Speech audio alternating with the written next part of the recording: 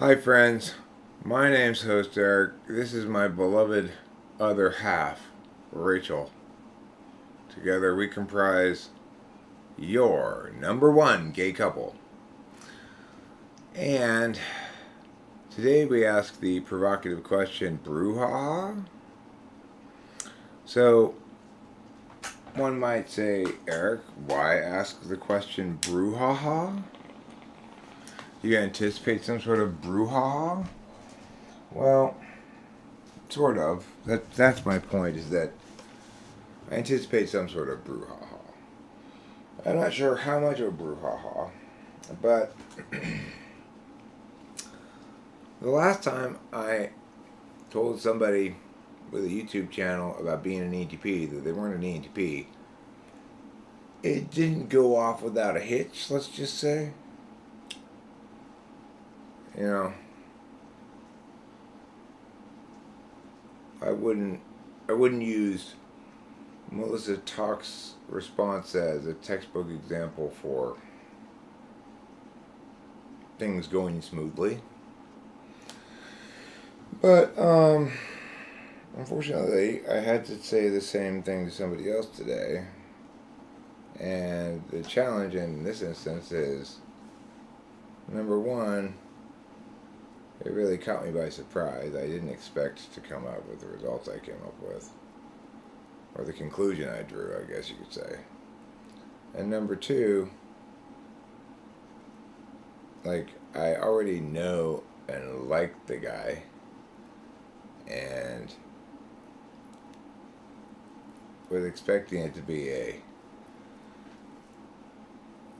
an obvious, oh yeah, you're an HP, but I don't know. That's what happens when you never watch. I had never watched any of his talking videos. I just watched a bit of one of his music videos before, and obviously that was not enough information for me to conclude anything. I didn't really conclude anything, but I operated under the assumption that he was an ENTP. So, as to whether or not this actually generates brouhaha, well, that video's only had 100 views or so far, so we'll have to see what happens. Obviously, nobody has to strain too hard to understand that it can be difficult to tell somebody who's got a channel named Club ENTP that he's not an ENTP. Hi, Winston's mom.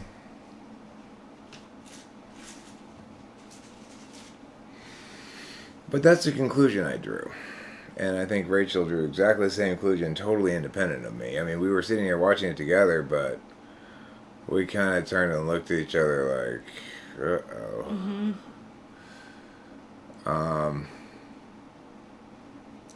So thus far, it's just Winston's mom arriving, though. So unless Winston's mom has an angry mob trailing behind her, maybe there's no brouhaha.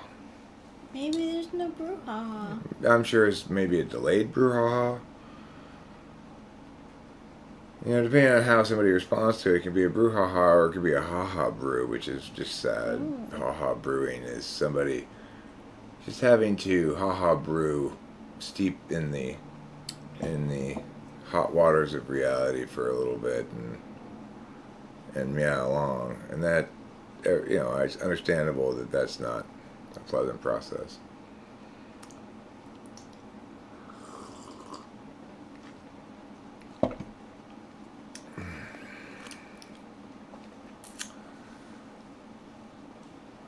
Thanks, Winston's mom. Well, thanks, for instance, Mom. I appreciate it. And I guess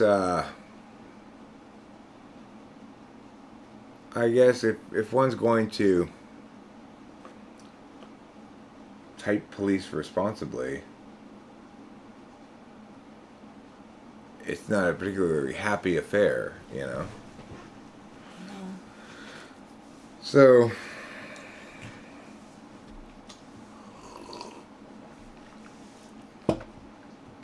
and then after I'd published that, after I scheduled that video, but before it published, I started a typing session with somebody who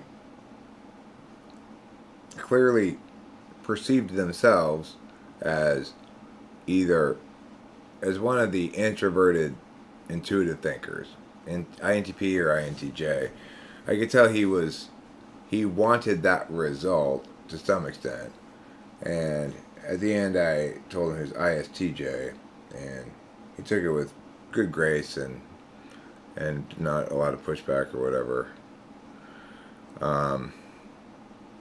But it wouldn't surprise me if, after he's thought about it for a while, he sends me an email list of reasons why I'm wrong. That or examples of things that contradict him being an ISTJ would be the textbook ISTJ thing to do. But.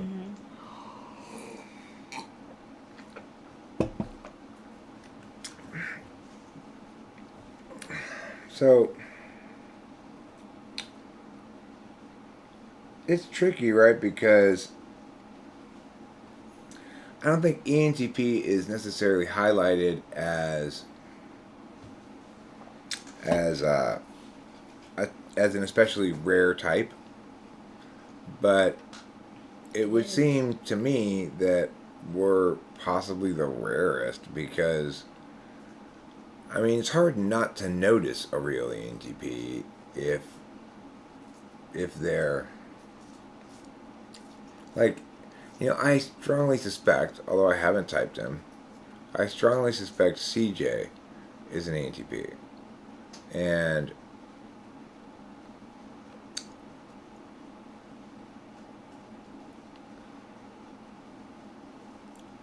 I can't exactly say, because I've never tested him, right?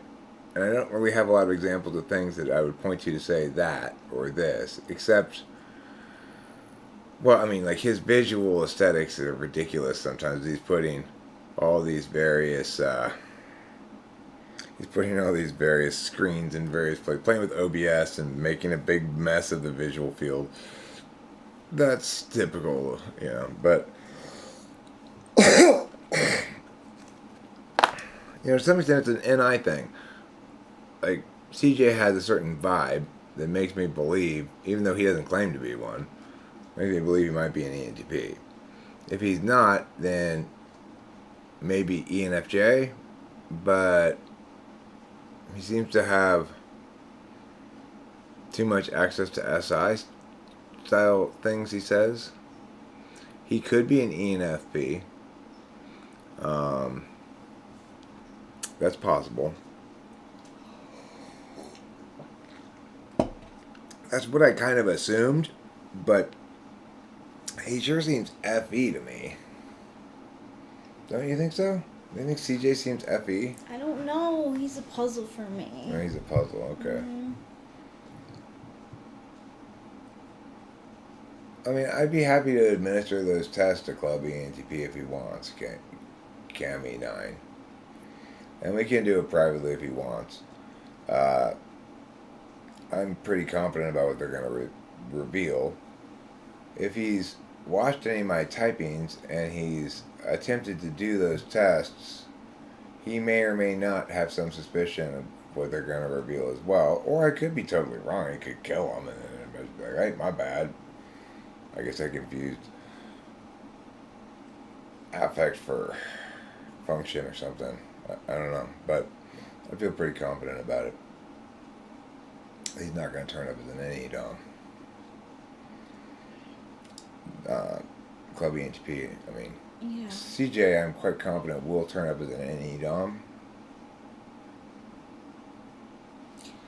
Oh, he did. Okay. Well, that's great, and hopefully that's true. Cool. And I didn't. That's not what I wanted to happen. That's not what I wanted to happen when I checked out his shit.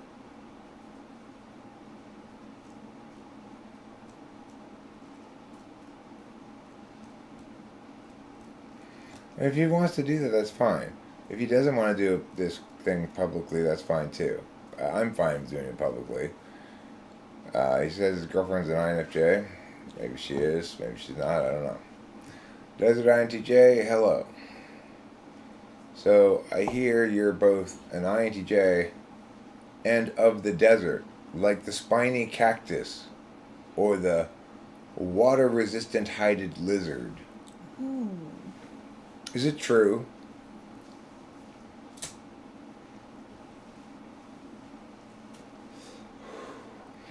So I keep remembering this idea that Lady Lou suggested that I want to actually follow through and make a video on.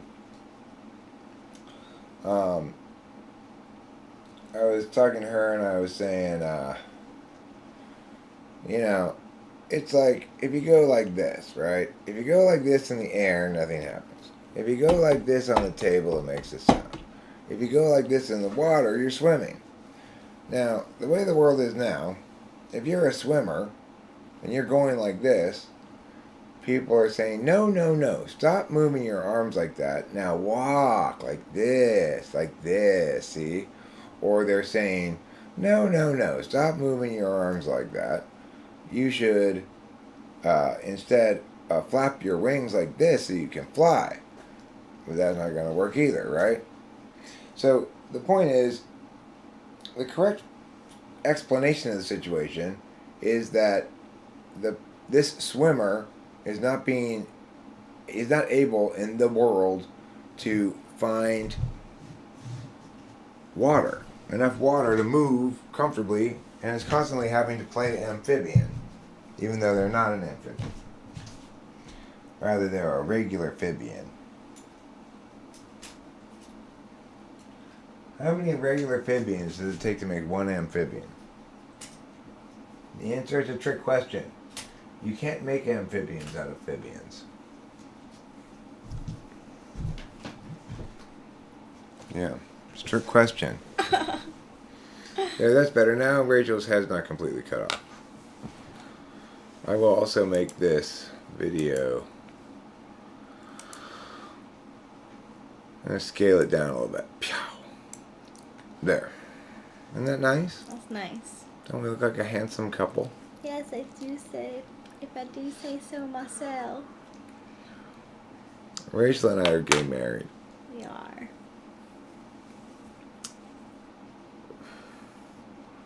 And our decor at our wedding was all rainbows. All rainbows, yep. Nothing but rainbows. Because we're gay, we're proud, and we're gay. And we're proud that we're gay. We're gaily proud about being gay. And our pride mixes non-stop with a constant gaiety that's unrelenting. Yes. Here comes our cat. Hi, Capillo. Hello, difficult kitty. Are you my difficult kitty? You always think she knows when to come in and go outside, not Eric. Okay, here you go. There.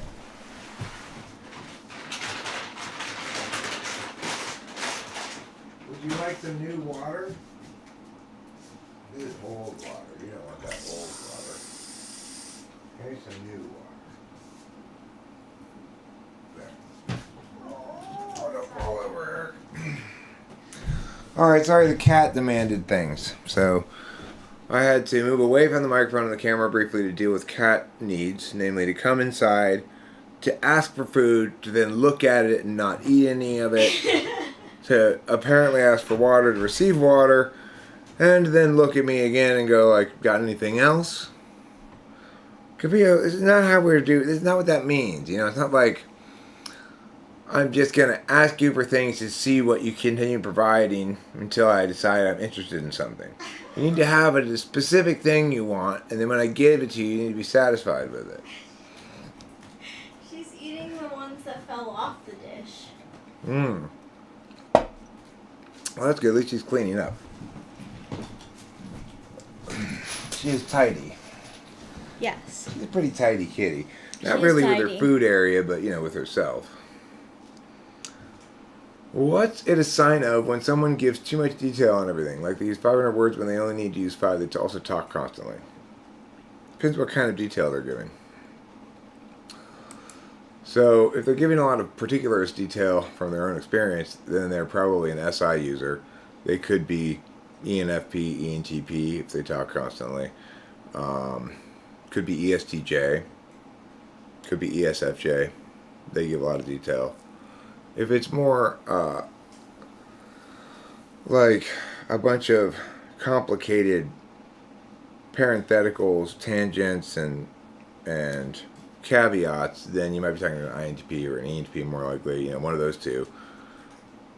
Rather than if it's a whole bunch of, and then I went to the store and they had 3 things on sale and the first one was marked down, blah blah blah blah blah. It was like that would be more ESTJ style, or ESFJ style is more like so. Then I went in the store and I saw her across the way, across the produce house. She was over there by the corn, and I was over here with the grapes. And I said, Dorothy! I'm right across the aisle. I was so taken aback. I just said, Dorothy! Just like that! That'd be more at ESFJ. Hi, Octavia Silva.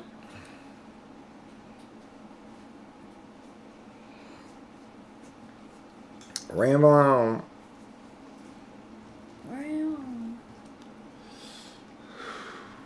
The most difficult to listen to rambling, for me, from my perspective, is STJ rambling. Because it's literally a bunch of stuff like, well, I went to the dentist and, first the doctor said that there was this thing. And I said, well, hold on a second. Now, last time I was here, you told me meow. Now, this time you're telling me meow.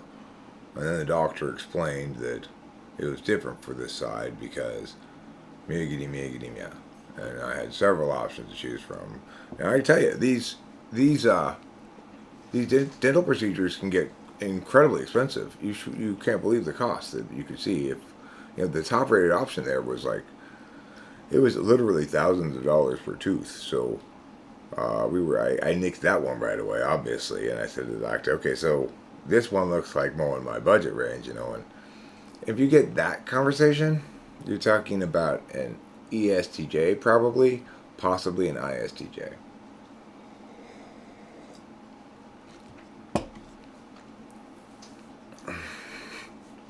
What, you find that annoying? You don't find that endlessly captivating? Are you sure? It was a pretty captivating story I was telling. Full of adventure, archetypes, learning. Full of princesses and princes. Imagine my husband and I are too much the same, eh? Not necessarily. I mean, ISTJs are obviously less. Well, they don't find extroverted intuition an end in itself. It's more instrumental for them, so they're less likely to explain too many details about the particular to you. An ENTJ conversation? I mean, I gotta make that video too. Fuck, I gotta make that video. I should just make it right now. Let me make this real quick video while I'm doing this. How does ENFJ chattiness compare to any SI chattiness? You had an ENFJ on stream a while ago who was out chatting you severely. Well, I mean, I don't think he was out chatting me severely. He was dominating the discursive space, maybe, but it's like you gotta evaluate how chattery somebody is in an empty discursive space, because interfacers will be quite chatty, right? As long as they've got somebody to talk to and something to talk about, whereas you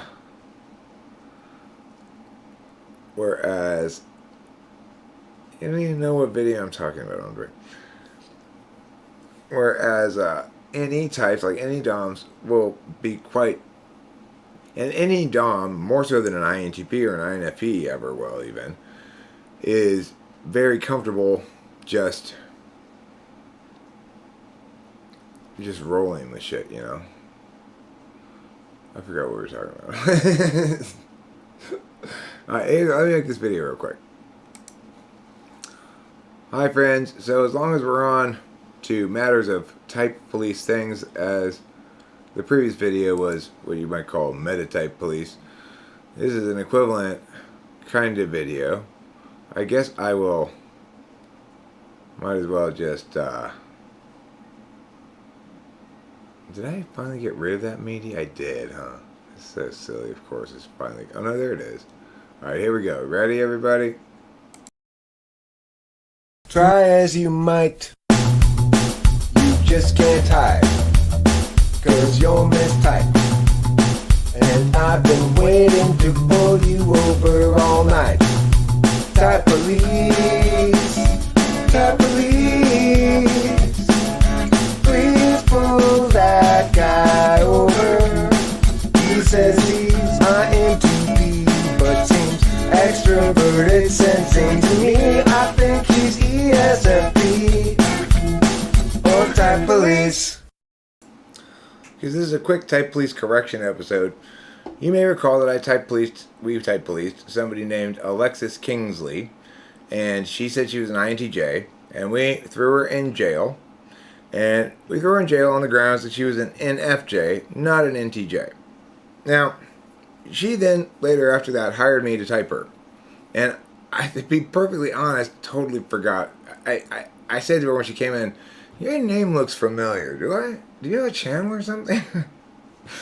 Anyway, when I typed her, she is an NTJ. She's an ENTJ. She, as far as we can tell, I'm confident she's not an INTJ. She's actually an ENTJ. But it's also the case that on the affidavit we turned into the type police, we said we had probable cause to throw her in jail because she was an NFJ. She is not an NFJ. And her type mistake is of a different level of severity. It's what you call a typological misdemeanor. We're unlikely to throw you in jail if you're an ENTJ who calls yourself an INTJ because there's so many commonalities. And we are likely to throw you in jail if you're an NFJ who's calling yourself an NTJ. Well, this lady is an NTJ who's calling herself an NTJ, and we arrested her. It took a fair amount of time to thoroughly type her because upon my first conclusion, I concluded again that she was probably an NFJ, and she asked me some questions like, well, so why did you eliminate TE? And the answer was, the truth was this: when I started typing her and watching her videos there, I was swayed by her looking so much like an ENFJ or an INFJ. She looked like one. She had the same NI kind of calm. Everything just sort of screamed to my NI, and I let my NI carry me away instead of.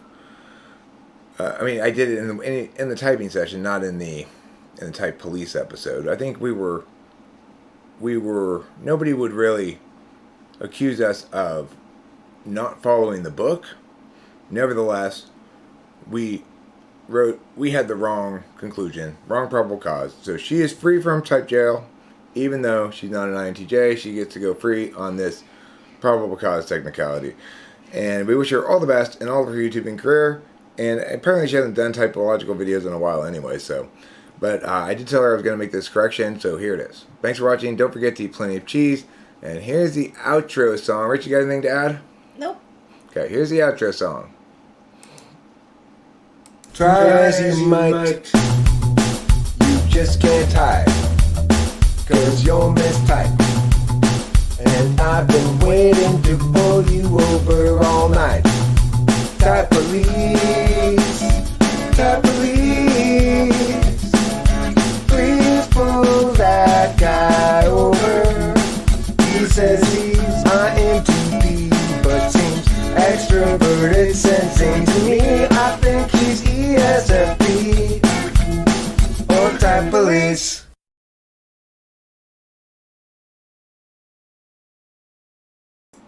Okay, there, that's done and recorded.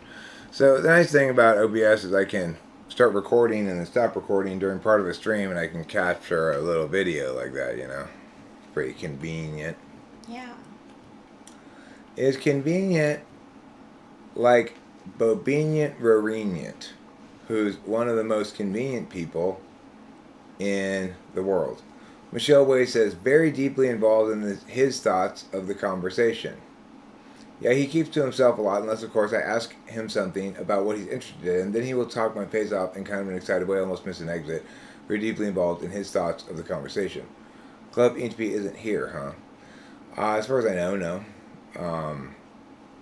It wasn't that long ago we posted the video. People are busy. He may not want to deal with it right now or whatever else, I actually didn't really want to deal with it right now myself. I was a little hesitant to come back into the channel, but it's like it's what I constantly do, so Yeah. I can't be channel avoidant in the way I can email avoidant or some other medium of communication avoidant. But I will also say that I made a couple more shorts today. I need to make some more of them. The better the shorts you make, or the more produced the shorts you make, the longer it takes to make them. And it takes longer to make them than you think, because you've got to set up the camera so that it's got it just right in frame, and you've got to... No, she doesn't want me to publish it. Although, in a way that's not inconsistent with ENTJ, she said, if I do decide to let you publish it, will you refund my money? I said no.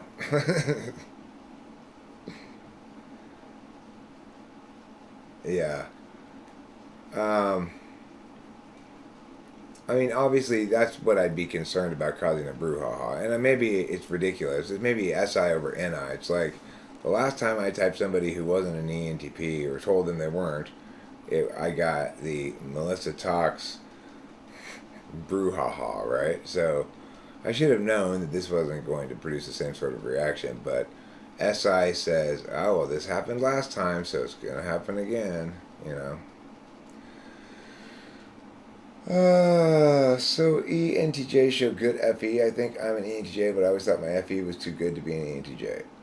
Well, okay, did she show good FE? Yeah, or put it this way. She didn't come across as, to me, FI. Keeping in mind that if FI is gay, my gaydar is broken. So, in that regard, I'm not a good recognizer when someone's FI, but sometimes I can totally see it.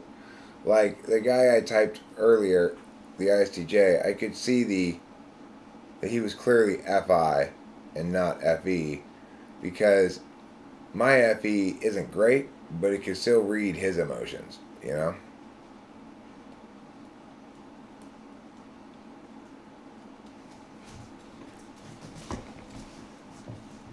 I mean, my FE isn't great, especially in knowing, right? It's best to the extent that it's more like an action function where I'm trying to clarify something to maybe minimize the self-aggrandizing aspect of it, like right now maybe. Except I don't think that's why I'm doing this, but if I were, this would be an example of that. Hi Alien60, nice to see you. I heard you finally got that pair of nylon pantyhose you've been wanting. Ooh la la. What with the shortages we've been experiencing during the war, nylon stockings come at a high premium. It's good to know. Yeah. In German-occupied France, you can trade one pair of nylons for 6 bottles of wine and 12 packs of Gauloise. Hey, Trouble. I'll get you food, but just leave her alone. Lemons understand me. I have a question. My dad tells me the same story multiple times, as if he's never told it to me before. I think it's a very FI story. Is there a cognitive function explanation for this? What's a very FI story mean? I mean, like, and then I saw Jeremy, the most beautiful puppy you will ever see, bound out from that pack of pups, stride towards me, shake his golden fur, and give me the most adorable little look. And I said, baby, you're coming home with me. Like that? Is that an FI story? So, yeah, in general, if somebody tells the same story multiple times, repeats things multiple times, especially if they don't even say anything like, I know I've probably told you this before. If they say something like that, you're looking more like an 8 slot FE. Like my dad, he'll say, he has enough FE to say, I know I've probably told you this before, but then he'll say it again anyway, right? Like that excuses whatever. He doesn't actually have to care about the other person's feelings, just making the gesture towards them, right? ISTJ is more likely to do that with without even gesturing towards that, you know. Maybe an ESTJ who's never really been called on that might not think to, but I don't know. He says he was always cold at home as a child because his home was never heated, so when he grew up he knew he always wanted to have a heated home.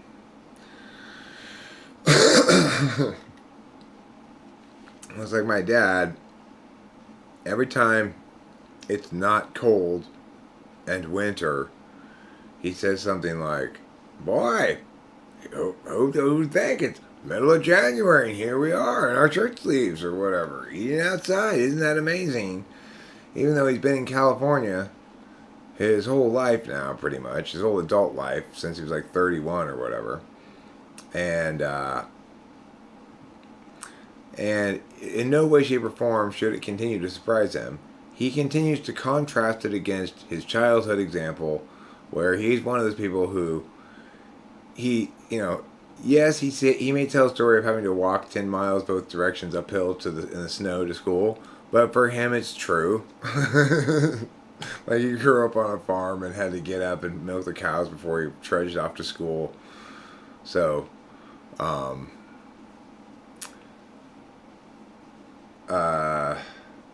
he contrasts his current life to his childhood example and to his other examples from his life, you know. When he encounters something, I mean, I do think that all EST, like I have a friend, a peer, my own age, Al Areno, who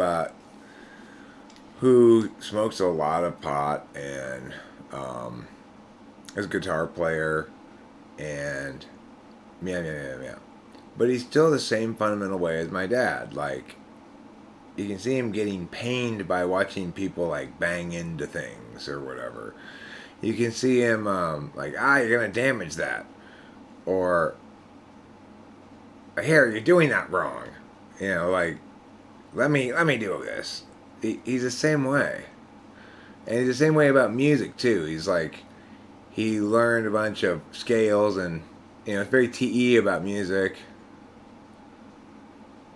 Even though my dad and Al Areno are different generations. Al Areno's my age and was always like a long hair, heavy metaler kind of guy, whereas my dad's into like, jazz and I guess classical-ish music or whatever. But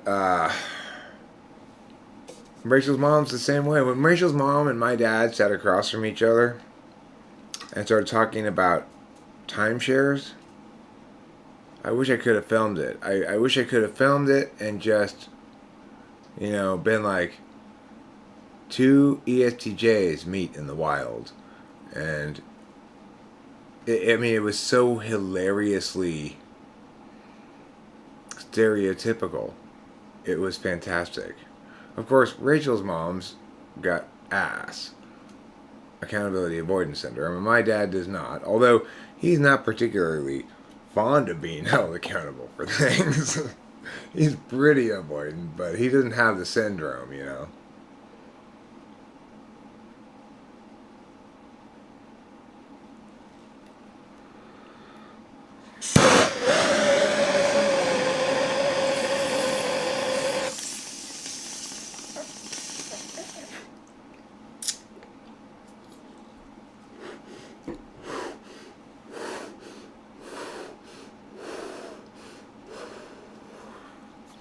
see it on screen. It's cool.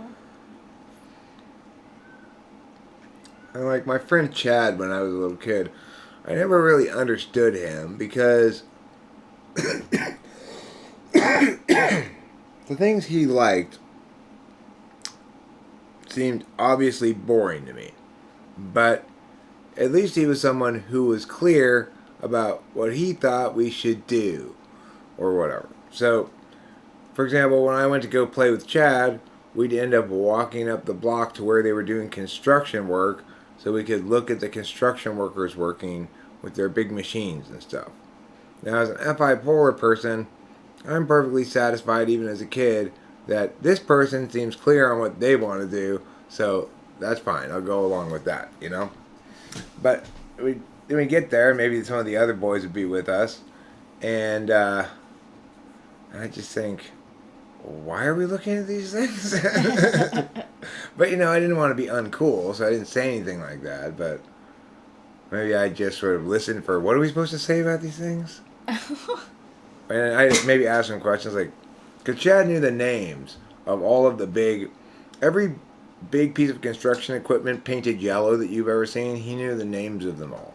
Like, this is a backhoe with a front pitch grinder fork or whatever. Like, you know, he knew what the names of all that shit was. He was also into 18-wheelers, big rigs. And which kind was best, like Peterbilt or whatever. The one thing that I remember enjoying doing with him, really, was playing Lincoln Logs when we were little, I guess. This is right across the street. But also looking through the the Sears Roebuck's catalog for toys and stuff that we wanted for Christmas. So the Sears Roebuck catalog, which still came around,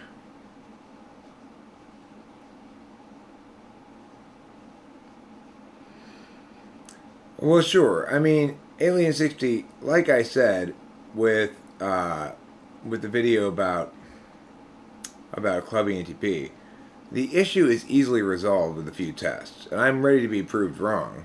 Yeah. I acknowledge that my intuition isn't adequate to determine the matter, but I pointed out also that last time I intuited this, and I suggested the same thing, which is I'd be happy to resolve this with a few tests. The person didn't want it resolved, didn't want to be tested, didn't want it to be something specific that met certain criteria, right? Just wanted it to be an identity marker that she could put on like a sweater. So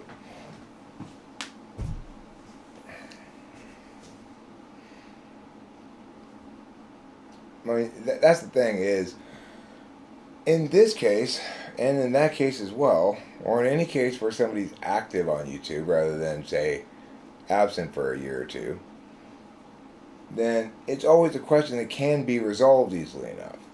And then the question breaks down to whether the other party accepts or acknowledges that extroverted intuition in the dominant slot, when tested, performs accordingly. If they don't agree with that, then, you know, if I were going to have an extended conversation about it, I would ask them, okay, well, what do we call that then, you know? I mean, I don't know if he's going to want to be typed or not. First of all, it's not necessarily going to be public. I'm willing to ask him those questions privately and find out if he wants, if he doesn't want it to be public, you know? Because I understand it's an important question, and that it would be irresponsible of me to just be like, no, you're not, and then refuse to verify my speculative opinion. But note, I made clear in that video that this is just my intuition. It's not something I can prove, and it never will be until I can actually test somebody. The thing is, one of the most definitive things we can do in typology is eliminate certain types as a possibility. We can do that much more clearly and definitively than we can establish that you definitely are Meow type. It's easier to say you're definitely not Meow type. So with NE and TI tests, we have multiple reference points, like me, Aga, that other lady I did recently. I think you'll probably find another EHP video somewhere of what actual EHPs do when they answer those questions in terms of capacity for extroverted intuition stuff, which means more words divergence from each other, further divergence, like more distance in terms of connectedness, so that there's more originality to it. A comfort, in fact, an enthusiasm towards generating stuff on the fly, and the opportunity to show off the ability to do so, for it to genuinely display a drive towards creativity rather than impacts. So, in other words, SE types may be able to imitate the speed of the language and the delivery and stuff, but their stories they won't have that intuitive disparateness that an extroverted intuitors will. So these are things that either have to describe, that have to link determinedly to NE and not to something else, or we have to scrap all of typology and start over with new definitions, and we're just going to come up with new words for the same things, and they're still not going to be the same type as me, right? So how much differentiation in an affect or appearance can a given individual have and still be an ENTP? As much as they want, provided they test out. The thing is, what you're really asking is, how strongly does appearance correlate with tests? Well, for some functions more than others, and for me, for some functions more than others, so I'm pretty good at sniffing out extroverted intuition as my dominant function, plus it tests really easy compared to other things, and for me, tests really clearly. So when I see somebody talking on a live stream, being responsive to stuff in the chat, reading bits of the chat, generating his own thoughts, etc., and it's dominant extroverted intuition, I can usually tell, or at the very least, I won't be sure it's not. I won't be confident that, I won't have a gut feeling that that's not dominant extroverted intuition, which is what I had in that instance. Again, not definitive. Obviously, you have to test it, or you don't know. So it's up to him if he wants me to issue those tests or not, or he may have attempted them on his own during a session, and I don't know. Or just it just kind of hit me, took me by surprise, and made me. I mean, it felt kind of slabby in the sense that it really made me feel the significance in a way that I never felt the significance with Melissa Talks, even though the two are equivalent things. So I definitely didn't approach Melissa Talks with as much care as I approached Club ENTP, although the typing police video of Melissa Talks was not as particularly harsh or anything. It was actually quite mild. There was nothing. Yeah, you even let her Her reaction was completely disproportionate to it, you know? Yeah. But the reality is, I didn't think about it nearly as much prior to doing the Melissa Talks video as I did about Club ENTP, because I know the guy, right?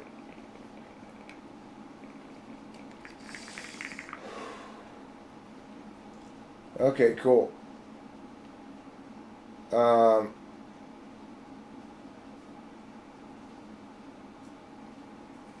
So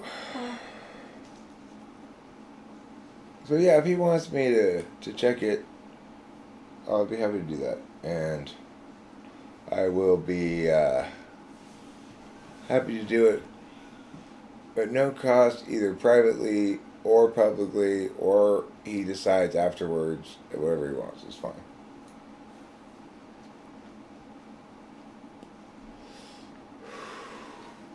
Eric, would you link and join TI questions with INFP or ISFP? I think INFP is probably a little more likely to like them than ISFP is. INFP seems stronger on TI questions in general than ISFP does. INFPs occasionally fool me into thinking they're INTPs. Or what was that guy? I got a couple people wrong lately, and I don't know. It's a little upsetting to me because, well, I just don't like it when I'm typing somebody and I feel unsure. This most recent person was nice. I felt quite confident, sort of intuitively that I was on the right track. Everything verified it. When I double checked, everything double checked out. When I asked Rachel and didn't give her any indication of what I was thinking, she immediately said FE polar, and I was thinking ISTJ. So, that sort of checked out like Dave Shan style. Although we actually did it, I seriously wonder if Dave Shan actually do it, But,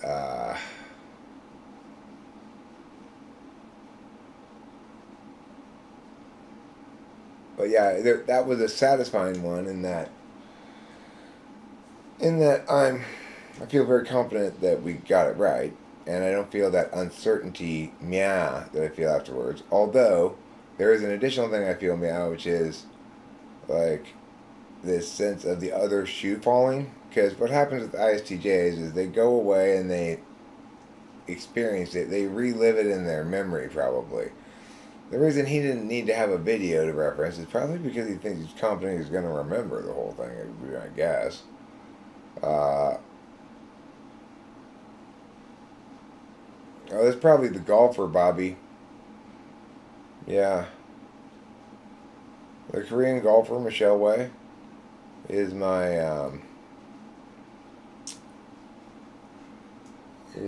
aunt's nephew's niece's sister's mother.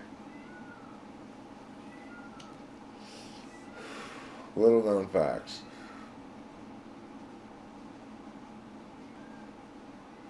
What type is Shan, or what does she say she is? I don't know what type she is. Neither do I. She's Shannon, I know that. Mm-hmm. And there's not a lot of Shannons in the world. There's Shannon Doherty. Yeah. Everybody knows about Shannon Doherty. I had a friend named Shannon. Too much name bleed here? What are you talking about? Nobody's name's bleeding. I'm talking about practice. I'm talking about practice. We talking about practice. You have a Shannon story? Tell me about Shannon. I don't know Shannon at all either. Careful, Shannon, you'll get a name bleed. Stop punching yourself in the nose. Her boyfriend, a little bit more, because he has, a separate channel where he, does prank calls on, spam people. Wonderful. That sounds... Yeah. That sounds full of confrontation and conflict. Did you read my message? Do you have 2 accounts under your name? Do you have accounts neath your name? Or do you feel totally lame? A Shannon from back home. The neighbor family had 3 kids. She was the middle child. Died of cancer. The end. That's a wonderful story. Wow. It's got a beginning, a middle, and an end. It's amazing. Yeah. It's concise. Really packs a wallop, too. It's a real tearjerker. Kind of like Marley and Me. Yeah, it's Marley and Me, just shortened Just a people. bunch and called Shannon. Yeah. You could call it, you could title your story, That Girl Who Died. What's your opinion on Biden and typing his decisions? I don't have an opinion about it. I don't think about it. I don't want to talk about politics, really, at the moment. It's at the end of a cycle. It's not time for politics. Politics is too contentious. And NIFITESE, that's what their weird system says. Uh-huh. Right. So first she knows, then she deliberates. That makes sense. What's the answer? Paris. Wait, no. Let me think about it.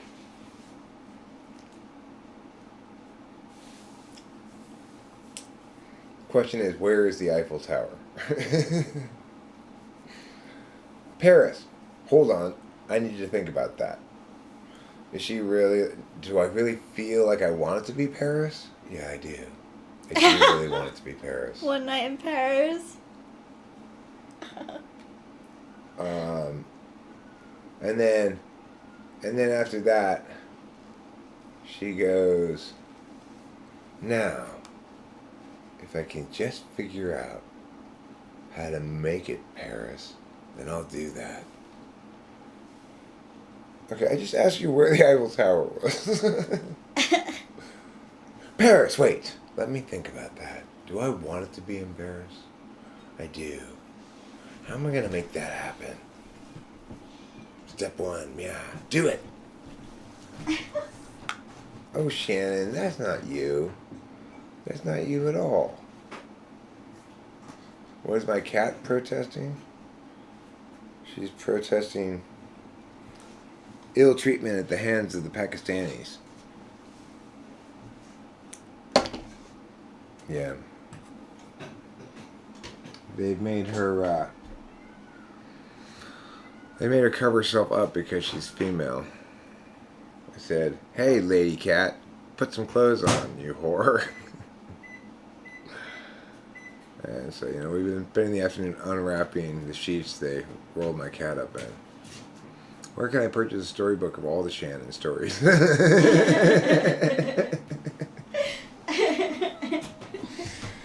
Shannon, the unfortunate girl. It's just a succession of lifetimes and rebirths, each of which is just as unfortunate as the last. It's a tragic tale of woe and sorrow. Sorrow. Unredeeming woe and sorrow. If you'd like to redeem your woe with my sorrow, you could come over here tomorrow. Then we'll have a sorrow redemption party.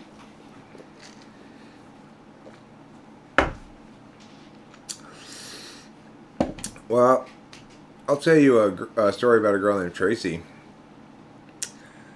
She lived across the street and was kind of racy. Once when we were little kids, her dress was lacy. And I picked it up and I said, what's the thing see there? It's not like what I have. Well, shortly thereafter, her house burned down. Why? Because she was a sinning whore. That's why.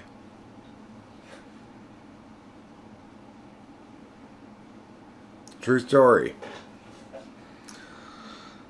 It wasn't long after Tracy across the street and I were doing things to each other across the street that her house burned down. Coincidence? I don't think so. No. I think God was punishing her for her whorish ways. Meanwhile, I, of course, was fine. Because, okay, it's her fault. You know. It's clearly her fault. I saw a picture, in fact, of us as little kids hanging out together not that long ago, and neither of us have our shirts on. How did that happen, and why are you taking pictures of it? Oh my gosh, that's funny.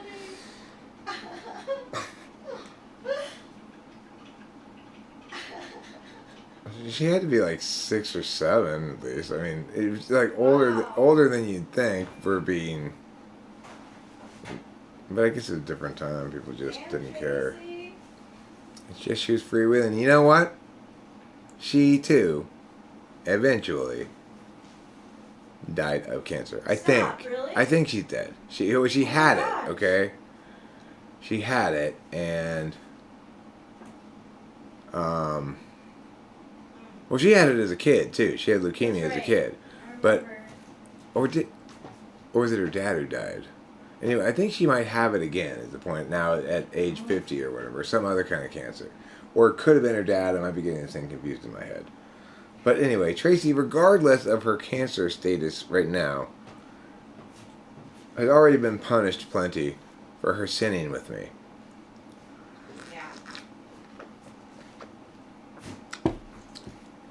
God, take it easy on her. I wasn't that scarred, okay? I wasn't really scarred at all, I'm not gonna lie. Did you ever ask me to file like a victim report or something? You're just gonna assume that it's fine. She didn't do anything. Can we share that coffee? Of course. Just like we share your vagina. Oh, we do. We do a lot of scissoring, of course, as a gay couple. A lot of scissoring, a lot of jackrabbiting. That's what they call homosexual sex, I believe, is jackrabbiting. Some people refer to it as, what are they called again? Wolverine wrestling. Wolverine wrestling. That's what we call one of our sexual positions. In that sexual position, Rachel's standing on her head like this, and I come down like this and go pew, pew, pew, pew, pew, pew, pew, and then we both say Geronimo, and she squeezes her legs together and shoots me into the ceiling. It's one hell of a blast. Oh my God. Minds blown. Socks blown right off of our bodies. You want to talk about intense, urgent, sensual needs?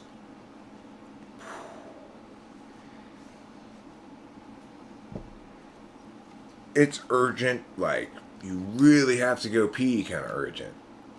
Not just kind of urgent, you know.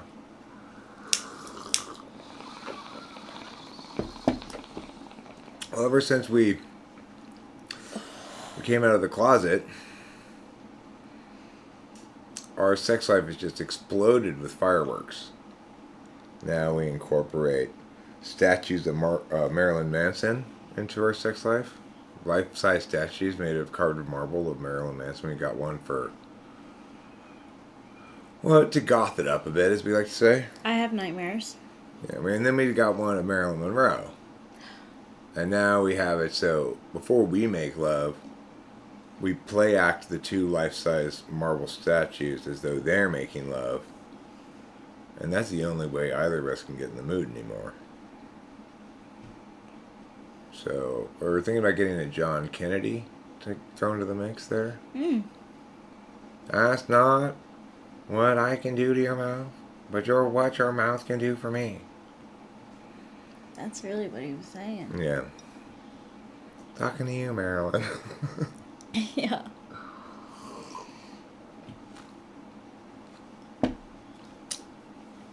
It is true that I sent some very tiny elves back when I was 13, 14 years old. When I landed in New York, I dispatched them from my chest. Rachel, can you feel right here? Do you feel what this is? Feel right there.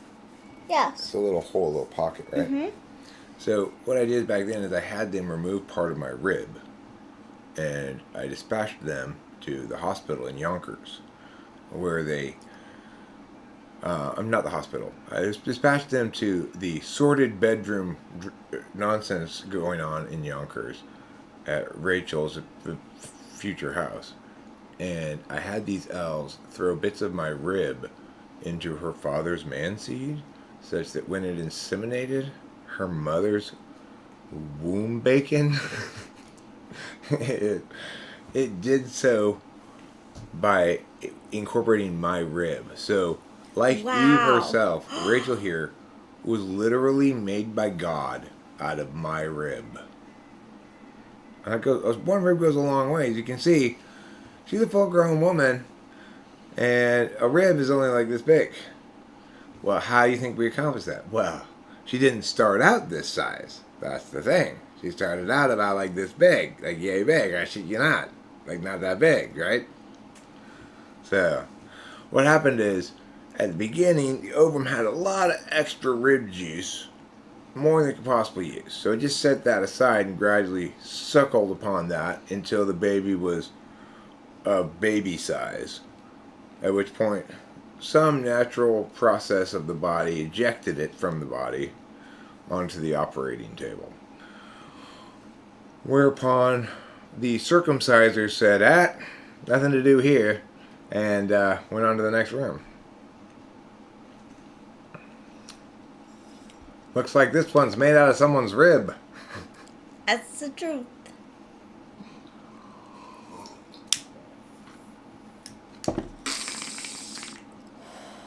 Oh.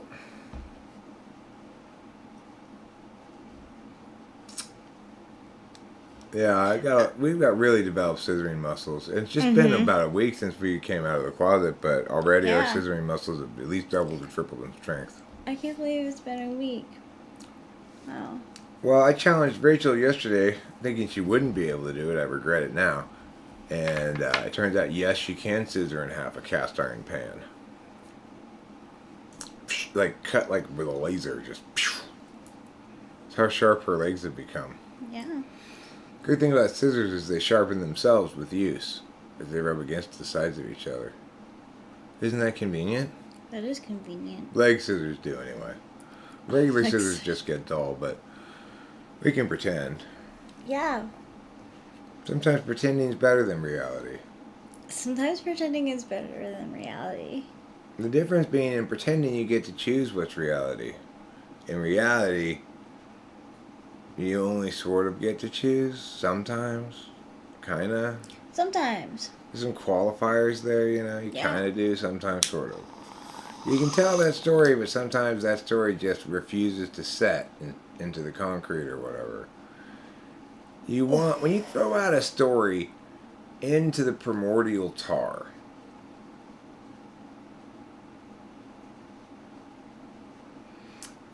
thank you, Winston's mom. You're a peach.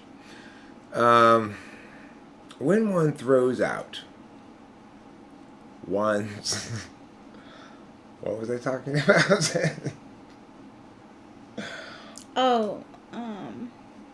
How some stories... Oh, right. When one throws one's stories out upon the primordial tar, one hopes that they will sink therein in short order, that they may be preserved for future generations to pull out and put into a museum.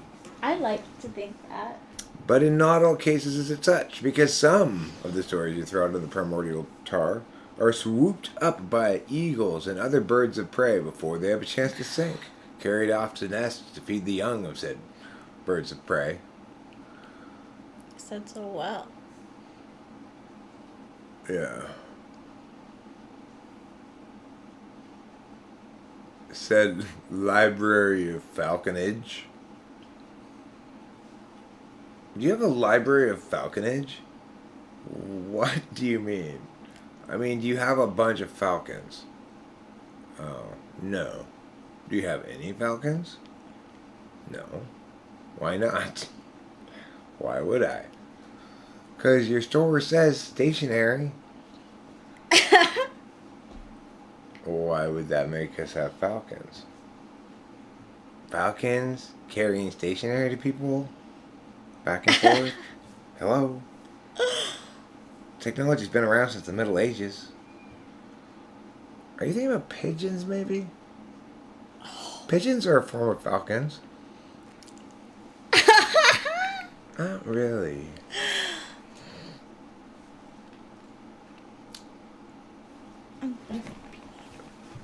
Oh, my Master Bobby's suspicious. Suspicious? Everybody call the New York Times. They've got breaking news. Master Bobby is suspicious. Hurry up, everybody. Put it in large type print on the front of your old-fashioned newspaper. CNN, hello? Can I talk to Wolf Blitzer, please? Wolf Blitzer? Is this you? Hi, it's Eric. Master Bobby's suspicious. Oh my God, Twitter's going wild.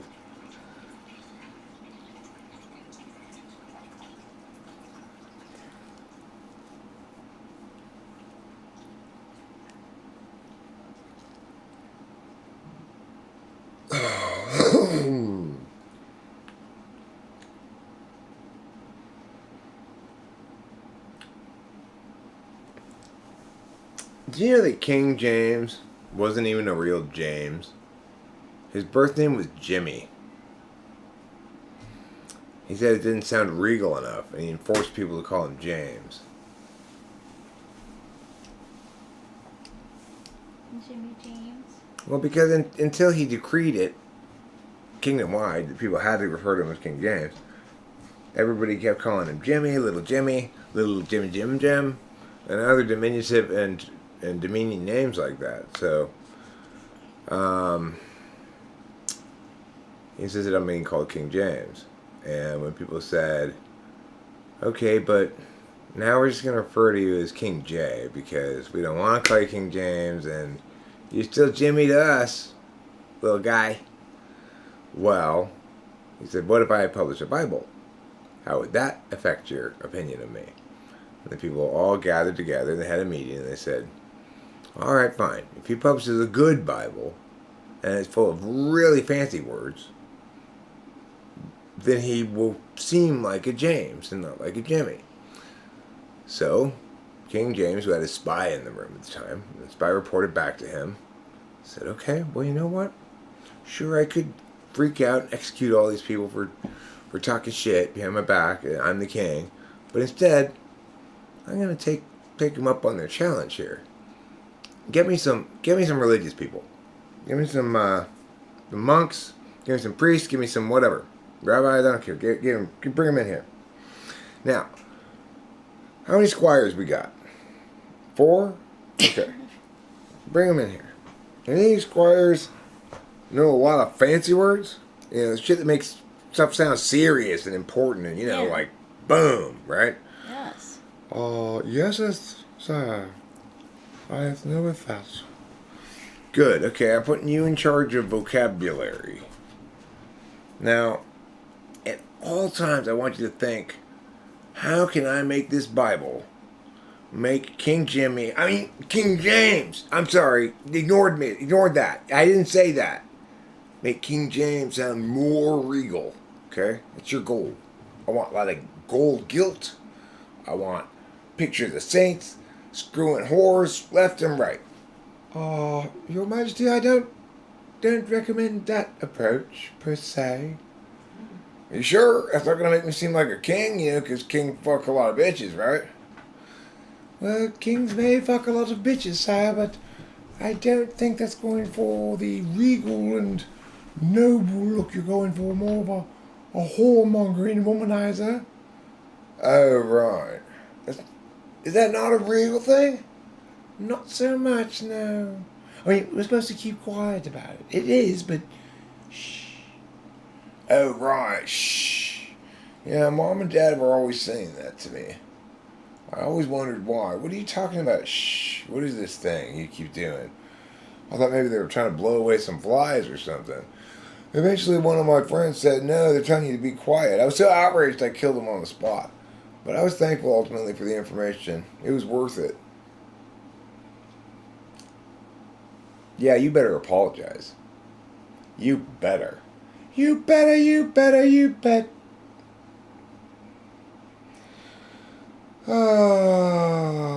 Why would you say that after somebody apologizes? That's so silly. Look, if somebody does apologize, you don't do any of the following things. You don't go, yeah, you better apologize. You don't go, okay, well, now you apologize, that means you admit you're wrong about everything and you need to take care of it. You don't exploit it like that. And you don't say, haha, yet another example of you fucking up, motherfucker. You don't do any of those things. You go, okay, cool. Thank you for that. That's cool. That's how you handle that, right? You wasn't reading what you wrote now. You was reading something else.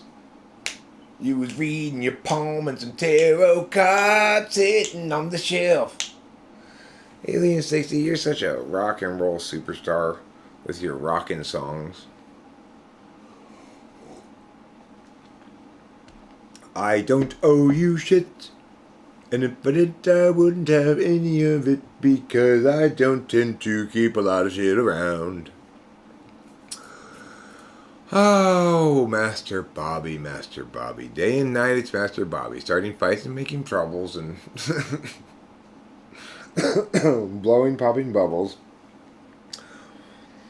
Master Bobby. I want to get a character I'm going to call Bobby Leaf. Bobby Leaf?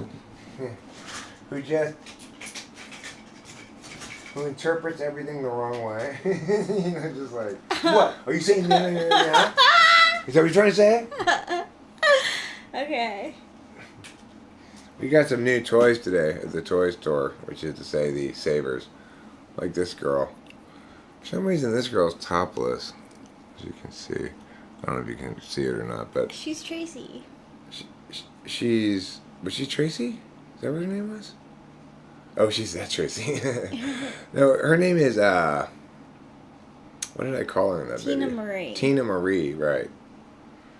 She looks like a Tina Marie. She's Tina Marie on spring break. Hi. Woo! Hi, boys. How you doing? Woo. She's got on pants, but no top. Yeah, she's excited. It's spring break. It is spring break. Who wouldn't be excited by that? Where's Bobby Lee? Well, I think he's gonna be one of those guys on one of those blue things, probably. Oh, we haven't opened that up yet. Yeah, Bobby Leaf. Well, maybe his name's Leafy Bobs. That kind of rolls with the tongue a little better. Leafy Bobs.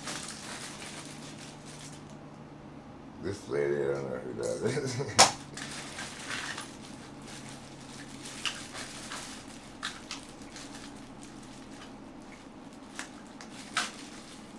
This guy could be Leafy Bobs. Or...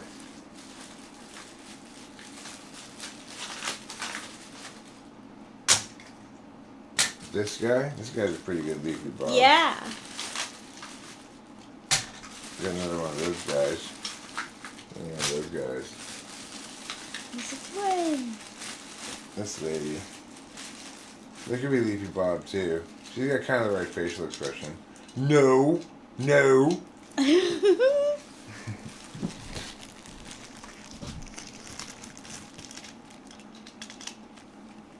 No, no, no. So what are you saying? Like, you think it's okay for young women to have sex?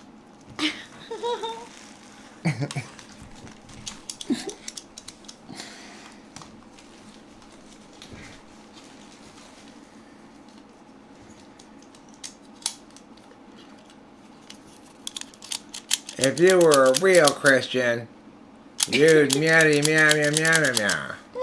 Yes, Leafy Bobs. I think this is Leafy Bob. Yeah, right that's here. Leafy Bobs. Yeah, he's even got the hand motion of it.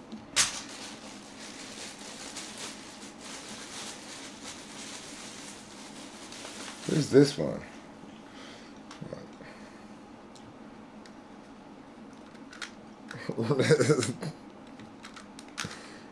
Yeah. Woo! Look at me, I'm running. Running fast. He's funny.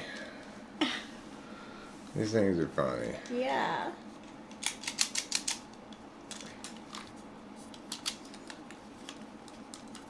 Wow, Boba Fett. Cringe. It was like Duck Girl's boyfriend. Yeah. Leafy Bob.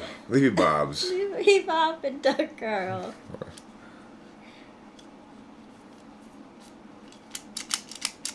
Leafy Bobs. Yeah.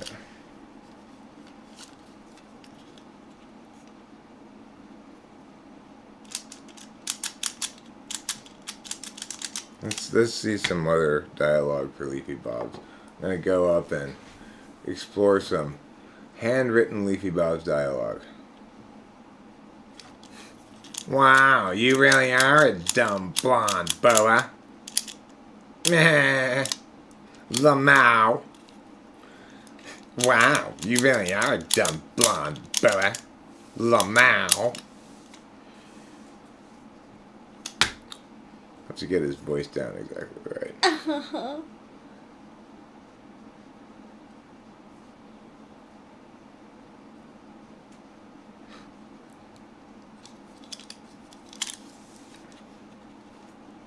I haven't even said anything bad. Are you drunk? Meh. Leafy Bobs. Leafy Bobs.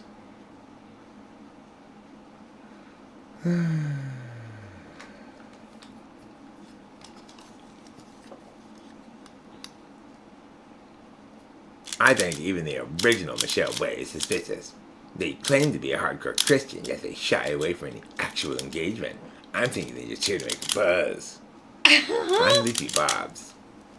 Ooh, Leafy Bobs.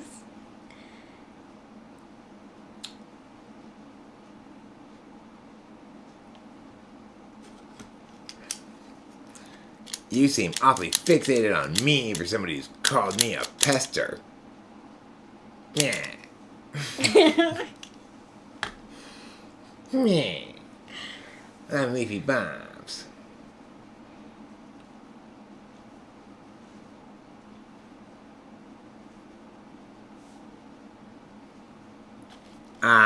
Don't you present yourself as a strong opinionated Christian here? Leafy Bobs is asking you a question. Troublemaking is your way. Making trouble all the time is your day.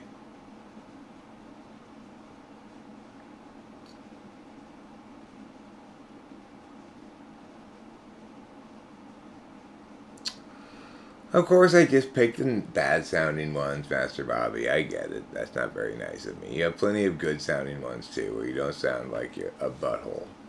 And I ignored those ones, so I was just trying to get you to come to my channel and have a discussion with me regarding your religion in the comments. You could easily find my channel in the comment section. Totally reasonable sounding. Well, that wouldn't make good dialogue for Leafy Bobs. Yeah. So, I don't mean to say you're only Leafy Bobs. Sometimes you're Master Bobby. Sometimes you're Leafy Bobs, you know? Stop disparaging disparagement. Mrs. Mom, are you disparaging disparagement? It's fine to disparage disparagement.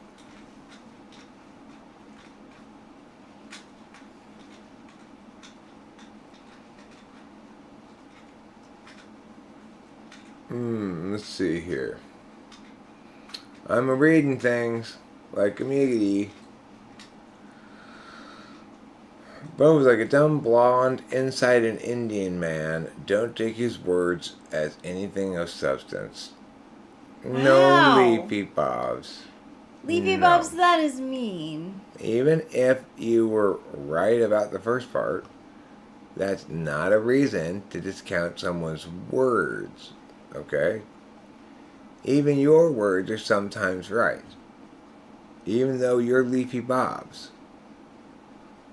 So, that's being super gay. I'm sorry.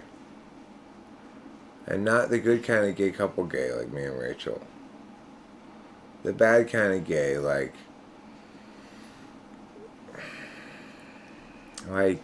you know, like ice capades. That's the bad kind of gay. You don't want to go see ice capades. Why not? The only correct answer to the question, why don't you want to go see ice capades, is it's just too gay. It's like, that's the actually correct answer to why people would correctly say, no, I don't want to go to ice capades. Have you ever been asked to go to the ice capades? No. Lucky. Yeah, well, I guess I didn't have a lot of gay people around me. So maybe it was unlucky. Maybe I lacked that purifying zest of diversity I needed. Like this lady here. I've got 2 fists and lots of energy to create some cat action.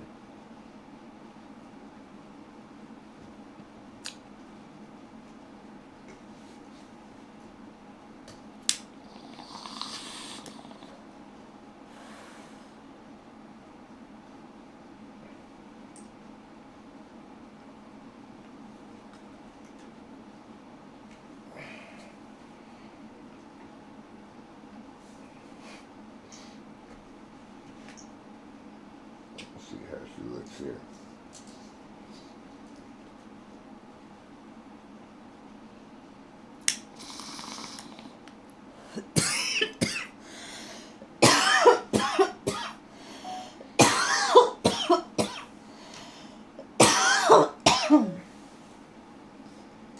That's cool. That'll fit there. That works as a little stage and everything.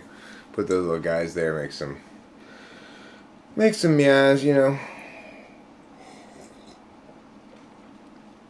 Master Bobby's Master Bobby. He's obviously him. He's not anybody else. Nobody else shakes his head nearly as often as Master Bobby shakes his head, expresses shock and dismay at how somebody's meowing in ways that are like, you know,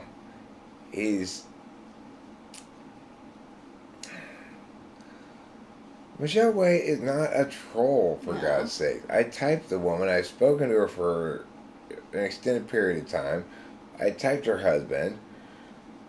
She's not a troll. Okay? No. So, it's time for you I want you to remember this instance. Okay. Here was a time. Say to yourself this, Master Bobby. Here was a time, and Eric says it's one of many, in which my intuition, quote unquote, was wildly off base. So I need to remember to trust my intuition less often and trust skepticism or openness about other possibilities more. It's good. It's a good thing to do. Jim Bob lulls. Jim Bob, what percentage of the time do you lull? What percentage of the time do you lamau? And what percentage of the time do you refool? It's a good question, right? That's a good poll question, actually. How do you laugh?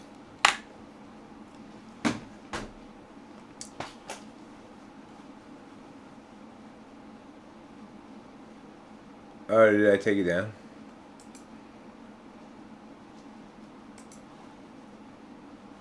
Just stop. Just stop what? Just stop grooving to the magic of the night? I can't do that. Mm-mm.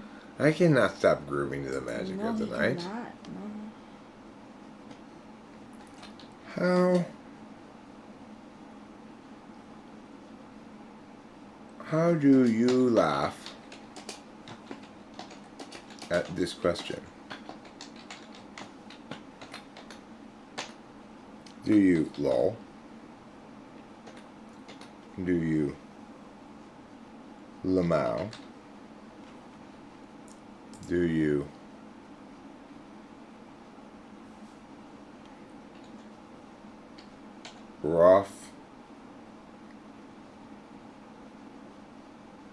rotful? How do you just ROFL? Yeah. ROFL. And then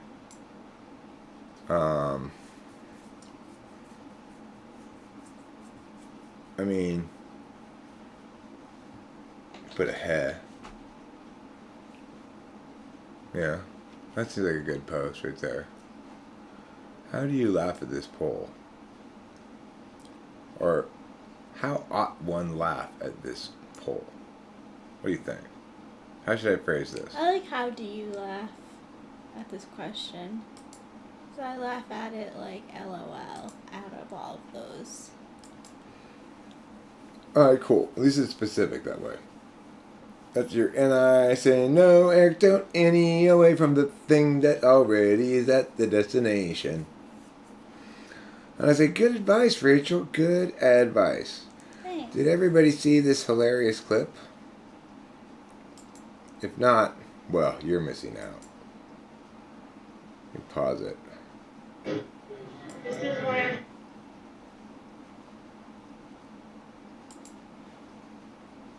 This made me laugh with the hilarity of guffaws plus the delight of tee-hee-hees. Me too.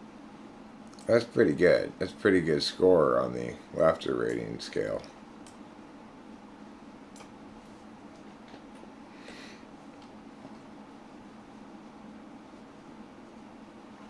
No, return to clip, right?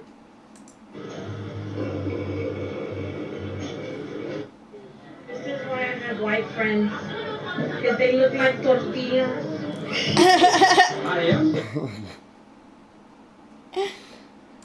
This is why I have white friends. Because they look like tortillas. Isn't that funny? It's so funny. Does everybody else appreciate the funniness of that? I don't know why. It's just because I do know why. It's because the way she says it, you know? It's like she has to say it perfectly, but she does. The lady does. And it's just like, when I first saw that, I was like, ah! Because they look like tortillas. Yeah. This is why I have white friends. Because they look like tortillas. I think it's so great is she conveys in her tone of voice this wistful, positive regard for tortillas, you know? Tortillas. Yeah. Wistfully. Like, oh. Alright, thanks. Sorry, the chat is lagging like my brain. Oh, the chat's lagging like your brain? Well, that must make things difficult to act upon and understand thoughts a good 20 to 30 seconds after you have them. That must be absolutely paralyzing.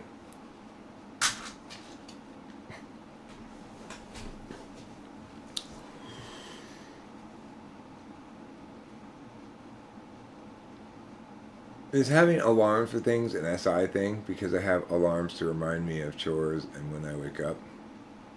Yeah, I know. Look at it, what Elise S says. Dear God. Oh.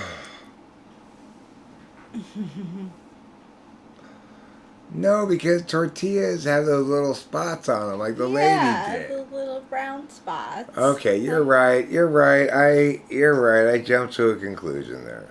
I misread your question. Okay. You didn't get the fact that it was the freckles.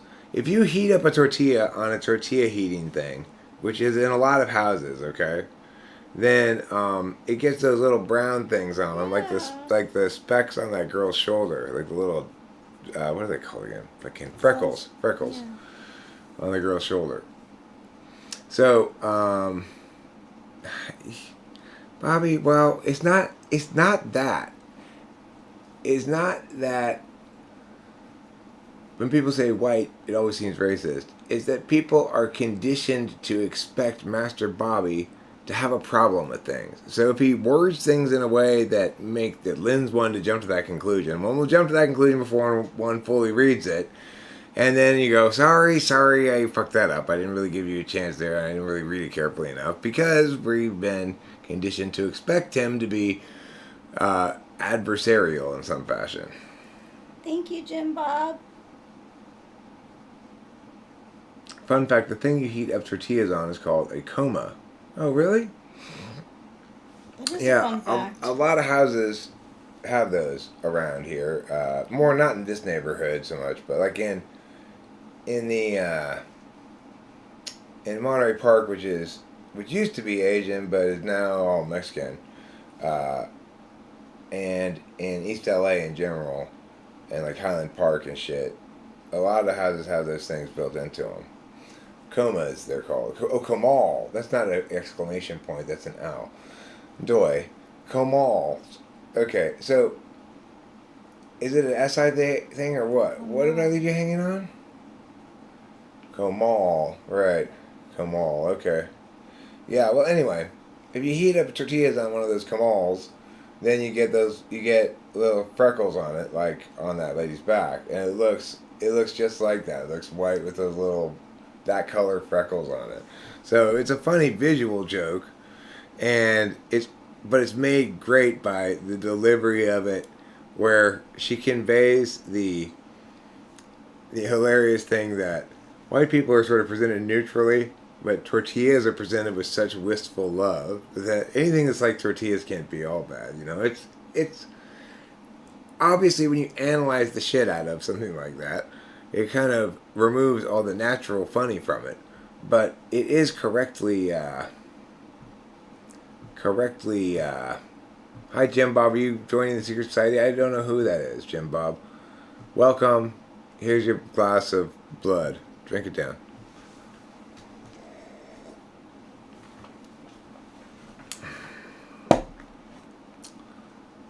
About having alarms. Is having alarms an SI thing? I mean, like, setting yourself an alarm so you don't forget to meow? I mean, I think it's an NI thing. I think people with decent SI don't really need to set alarms. When I almost never set them. I almost always wake up when I need to because I almost am never really not aware of what I've got coming up and what time it is. Or, not never, but I usually am on top of basic things like that. Like today, I momentarily freaked out because I thought, oh shit, I missed that typing session this morning. And then I recalled in a second, Rachel corrected me, and I recalled, oh yeah, that's right, it's 4 in the afternoon. It's not. Because I gotten briefly confused in my head with a conversation I had with Jeffrey's mom about whether I could talk to him about this thing in the morning, right? My ISFJ boyfriend is often waking up right before his alarm, thinking like, why did I even set my alarm then? I mean, that was literally me every day for many years when I worked. I would wake up right like 1 minute before my alarm, like 6:59. My eyes would open, and then I'd watch the clock go 7, and then play the alarm. And I thought, I've always wondered why that, like, that's so weird, because it would happen even when I go to bed drunk or something, right? Like, I had imprinted in myself that you have to wake up at this time, and oh, your ISFJ best friend. Of course, the thing is,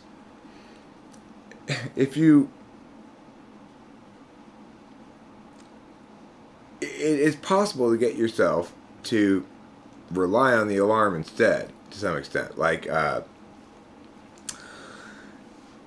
if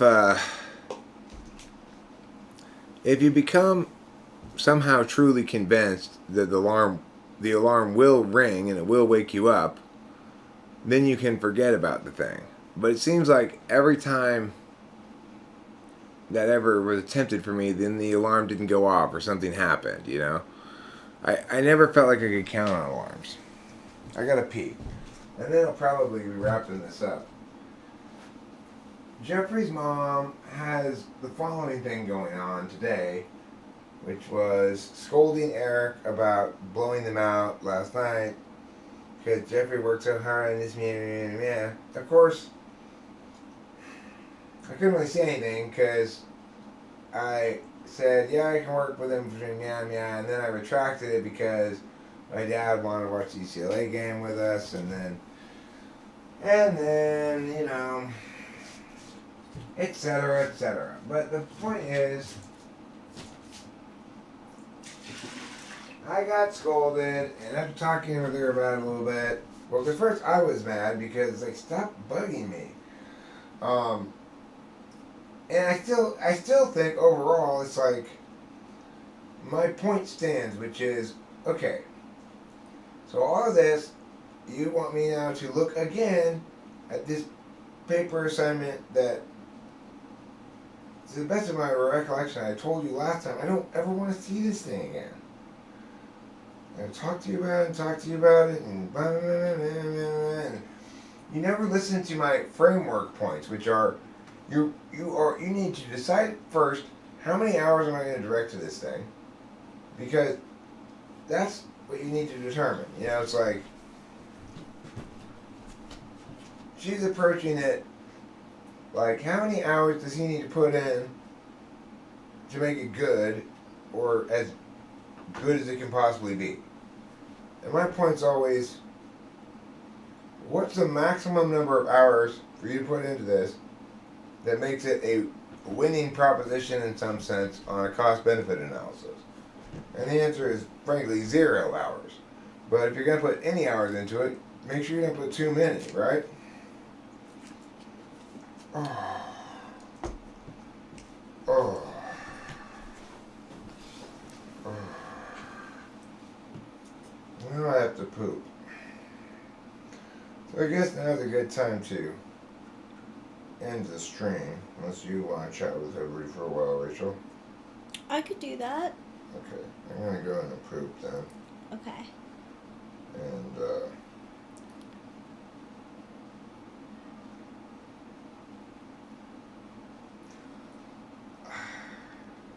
I'll be back in a seckaroo, as they say, in the army. The funny thing is, I told my friend right before I left the dispensary that my car was going to break down, and looky, it did.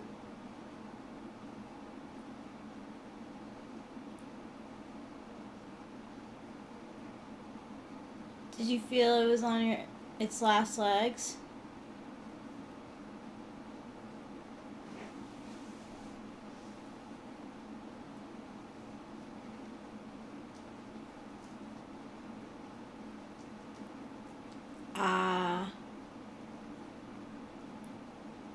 Be careful. I would say this, Yegor, because I still haven't left the room, because I'm still finishing peeing before I go inside the poo. I would say this, that, think of it like as follows. SI is reminding yourself every day that you need to open up that letter from the tax people before the end of the month. SE is opening it. NI is recognizing before you open it whether it's going to require you to really open it urgently or if you can ignore it, kind of, you know. Alright, now I'm going to poo. Yeah, he's gonna go poo. You know, I don't think that there will ever be anything you will do that will surprise me anymore. Okay, well, I'm not going to surprise you right now. I'm going to go poo.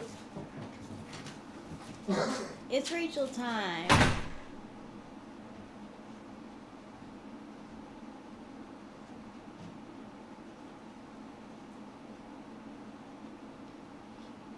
Oh.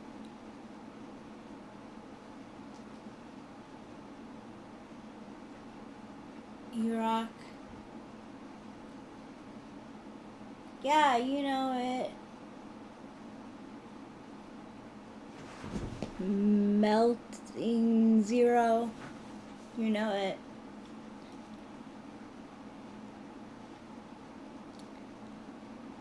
Jim Bob says, I think it's muscle memory too. I'm not sure if it's NTR, but it might be. I forgot a lot of things, but that's just me. What does NTR stand for?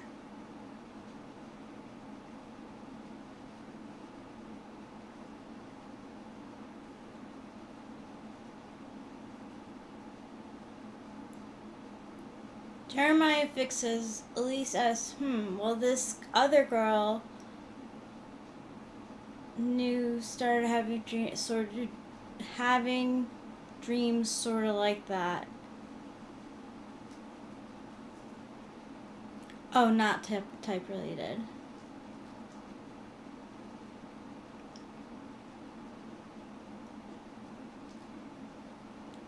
Where do they use that? Not type related. In like Reddit? Or like Personality Cafe? That's Night Rachel. That's a good one, email to Anthrax.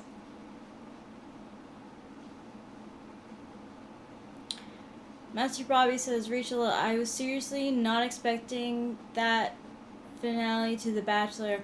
I don't know what finale you're talking about. I actually don't watch The Bachelor. I'm not really a huge fan of The Bachelor or The Bachelorette. I had like friends in college who would watch it, and I would watch it with them because they liked it. But I I don't really like that kind of competition. Like, that kind of competition. It's like, it makes me feel, like, weird. So I'm not really, I don't know what happened in the finale.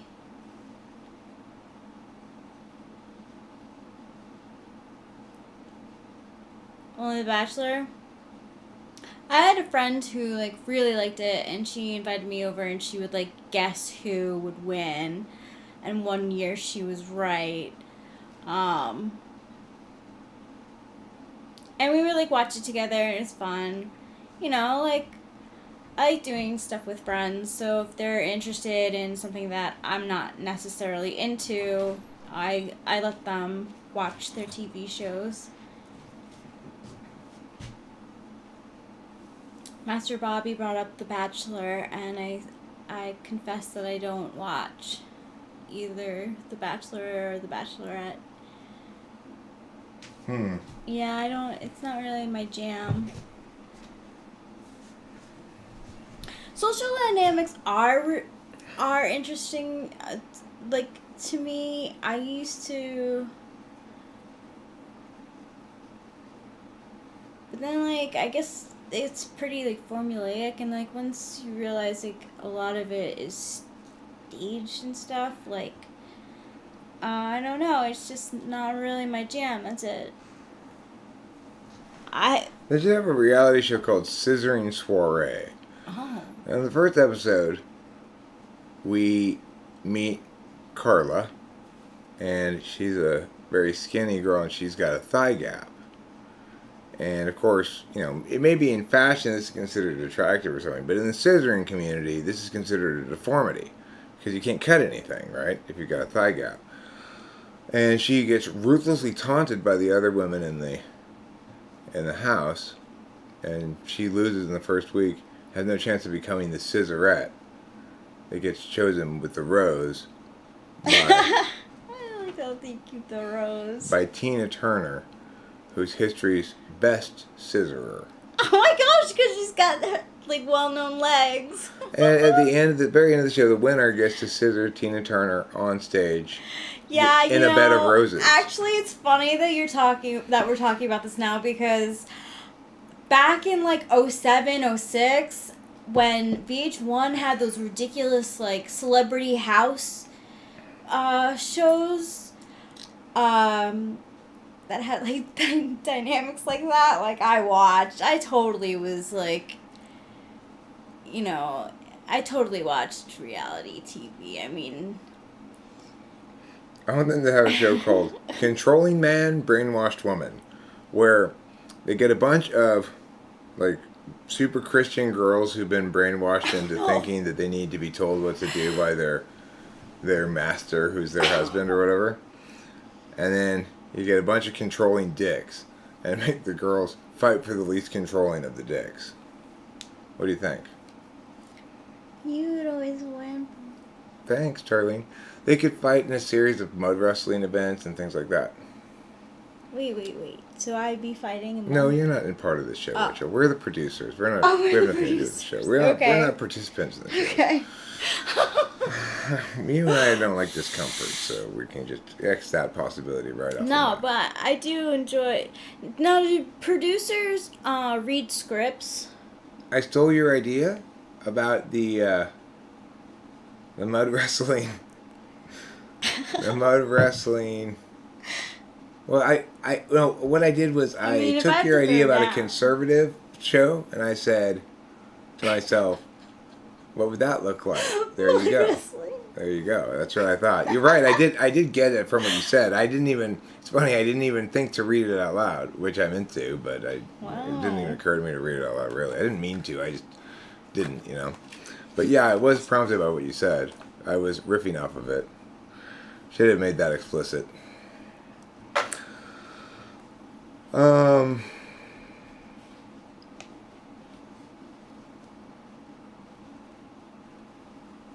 No, Controlling Man, Brainwashed Woman is, you could just call it CMB Dub, right? The CMB Dub network. It's full of country music. It's full of pregnant women. It's full of housewives and cooking.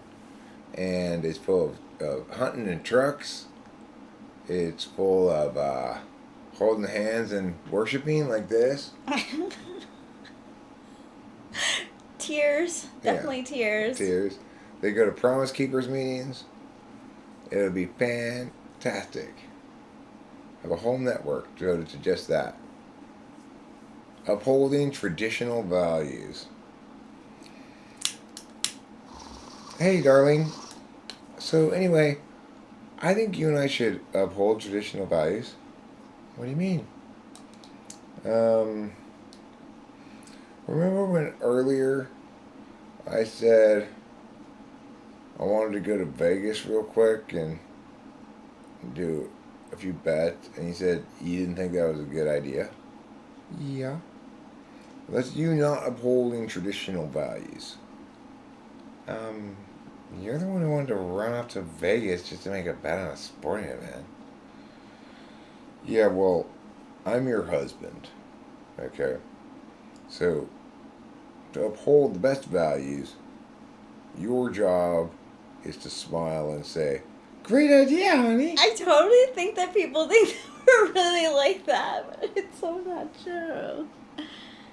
Do people think we're like that? I hope not. I mean, look. Is checking your headphones an SI thing too? I remember watching a typing session mentioning that, and sometimes I check for spiders too. I don't know. I don't remember what I said in the instance of that person. I remember that person saying that, but I don't remember what I said at the time.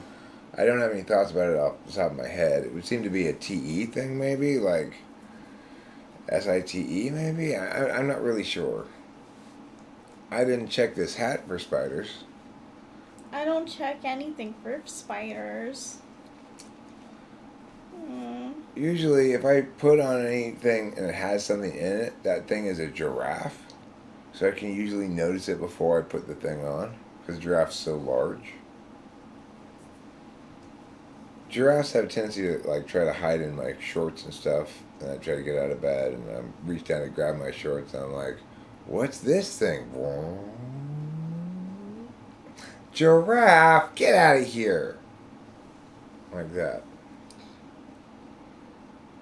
Do you name the giraffe? It's always different. I mean, who knows which... Any of the animals in the African savannah might come and hide in my Oh my shorts. gosh, are you serious? Yeah. There are some deadly animals in there. I think once it's been like a week since I've had a bath, my gaminess becomes rich and meaty enough to open up a time-space portal between here and the African savannah. And of course, the stink of my loin juices going through the portal attracts varying animals because that particular smell is kind of a unismell. To giraffes, it smells like leaves. To tigers, it smells like bloody thing. To lions, it smells like wildebeest. To wildebeest, it smells like, edible roots. So you never know what it's going to bring. But it only brings one. And then the portal closes. And that's why I have this huge collection of random African animals in the backyard. What do you do with them after that? You shoo them out of your pants, outside, and then what do you do with them? You can't send them back because the portal's closed. And by the time when the portal opens next time, you're not prepared, right? You're not thinking, "Oh, I've been stinking for a while now. Pretty soon it's going to open the portal." It takes you by surprise every time because you never know exactly what's going to happen. And you end up with another African. I got a whole half a herd of large African elephants out in the backyard, and it's not that big of a yard. No. So half of a tribe of elephants. Yeah, that's what all that wooing sound is that we hear in the morning, and that's why I have to put out that huge basin of water every day. That's so much water. That's why we keep going and getting those bales of hay and stuff. Why we've been spending thousands of dollars a day on peanuts. Elephants love peanuts. Elephants just absolutely love peanuts, I didn't know that. I did, and then I forgot. They can't get enough of them. That's well. Then I like that. If you let an elephant loose at a peanut factory, boy, you're going to lose a lot of product. Yeah. Especially if they're already shelled. Then they can just dig their whole mouth and then just be like, blah, blah, Oh my gosh, blah. it should be an experiment. Well, you know what they should do is they should give an elephant a shovel that they can pick up with his trunk. Then they can really just shovel the peanuts into its mouth. Ooh. That'd be good. That would be good. Everything loves legumes, including elephants. Including elephants. Including peacocks. Our peacock Yeah. loves legumes. Yeah, there's a blue jay too that like he came over by the window one time with a peanut in his mouth, and I was like, oh, I know what to feed you now. Yep. Everything loves legumes, except for carnivores, because legumes are not meat. True story. It's not very specific. I just wanted Eric to give us ideas about it. About what? About your mom's face? Who's the bravest type? Oh, I don't know.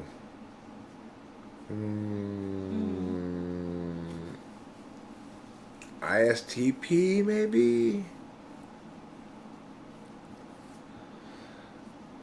I mean, if there's anybody who's going to find themselves kind of going into battle with clarity and an odd kind of calm steadiness, it would be an ISTP, I think. You know, the TI Dom makes them deliberative about the matter. The SE makes them determined to do something anyway. The FI 8th makes it almost impossible for them to consciously access or explain or communicate about their feelings. So, except insofar as it's consistent with their TI. Well, bravest implies to some extent that there's reflection upon the severity of the risk. If you just go barreling headlong into something without having reflected on the severity of the risk at all, then you couldn't be said to be brave so much as stupid. And I don't think that either ESPs or ISPs are like that.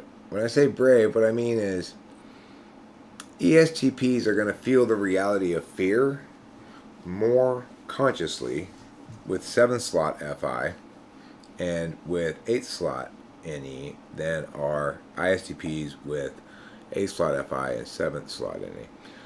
Hi, Club ENTP. Are you the Brouhaha? Is the Brouhaha here? Well, terrible timing. I am definitely wrapping this up pretty soon because I have a 2 a.m. typing and I want to get a few hours of sleep before I have to get up again and do that. But we'll let this roll for a little while longer if you want to chime in at all. You can be brave intellectually, can you? Well, I mean, the thing is, brave's a tricky word. Like, in some senses, I'm both brave and cowardly. I'm brave in that I'm going to put up some kind of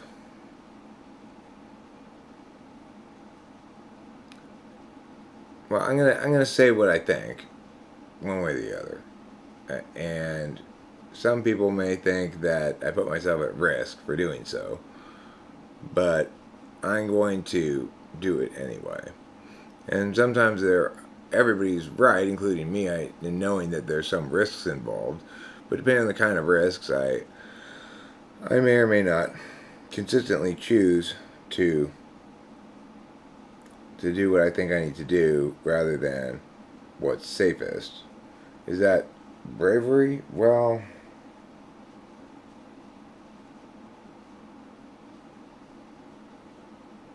I mean, it's weird. It's like, it's what I've positioned myself to do.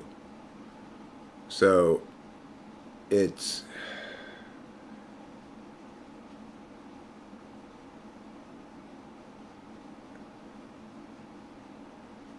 I don't know what to say about that. I think you're brave. You're brave with your words. I mean, you could say that. Certainly, if you were to evaluate the channel as a whole, you would say that the channel angled towards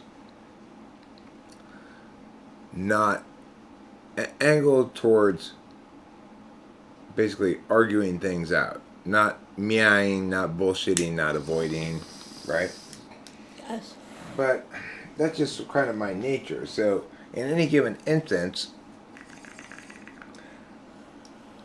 the bravest thing I could do would be the most cowardly, which is to say,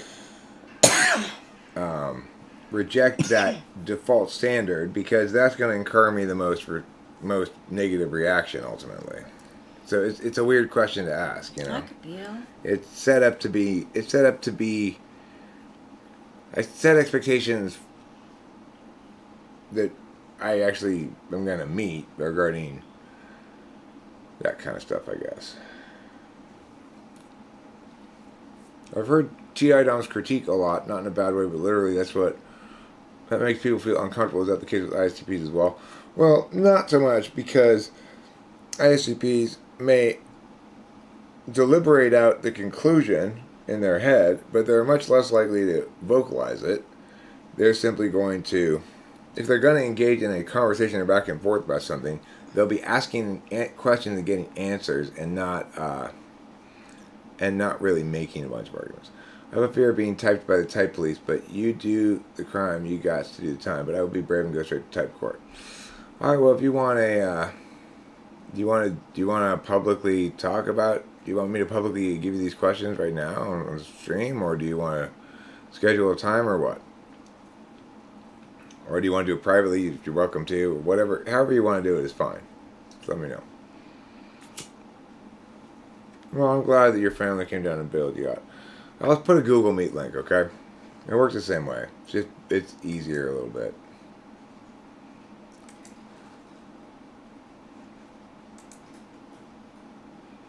Okay. Today is Friday, the meow o'clock. Okay.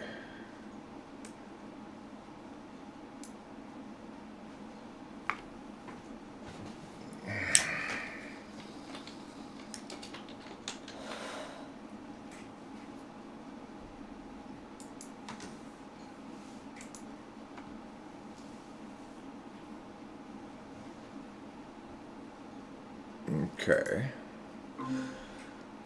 Now, yeah.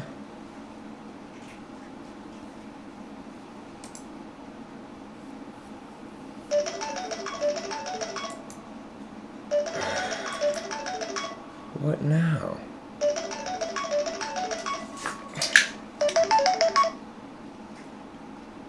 Hello?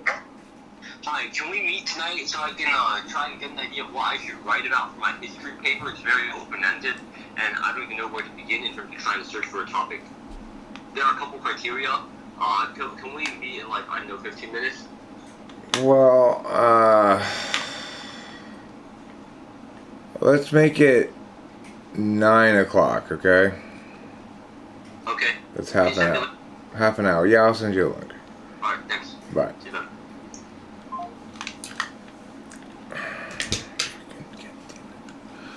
Okay, I got half an hour to do this. So, here's the meow.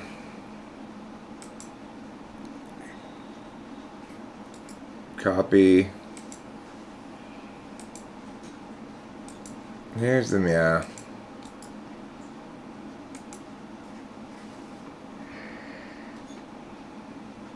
Alright.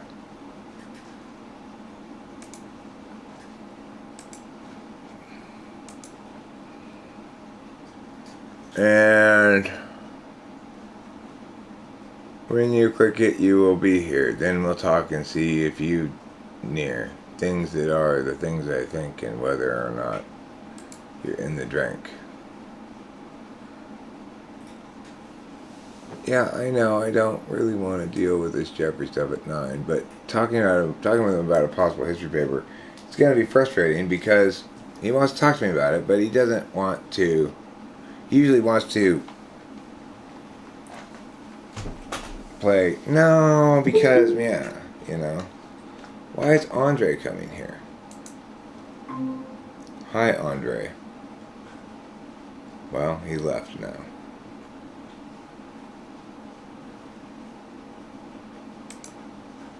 Andre, that's for Club ENTP. If he wants to go right now, that's fine.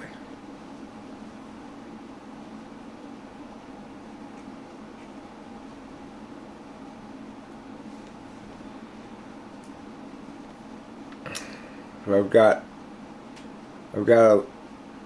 a half an hour, a little less, to ask you questions if you want to join it. There's the link.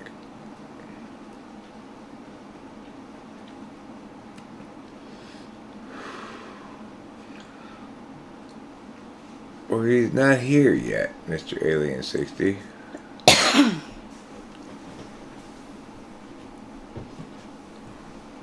Let's try to go blank slate and evaluate him by what he does say when we talk to him right here in a little bit.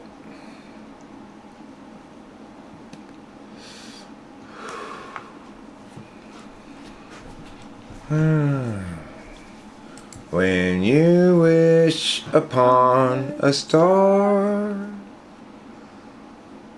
does it make any difference who you are? A little bit of difference. Let's do this. I'm back. Okay, we're ready. Michelle's here, so we can start now. We're all waiting for you to sit down in the Founders Committee's chair.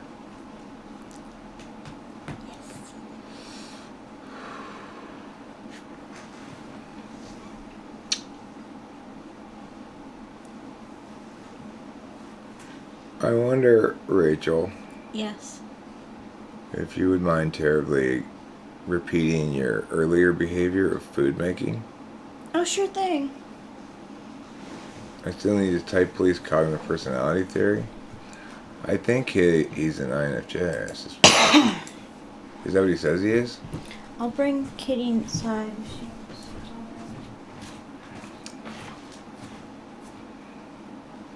Just FYI, Club ENTP, you're not going to be able to see me in the Google Meet room. You'll only be able to see me in the live stream because my camera only goes to one place.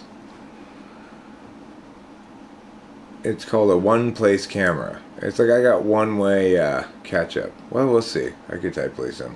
I don't think there's going to be enough evidence to throw him in the slammer. I think he's wrong about cognitive functions, but I don't necessarily think he's wrong about his own type.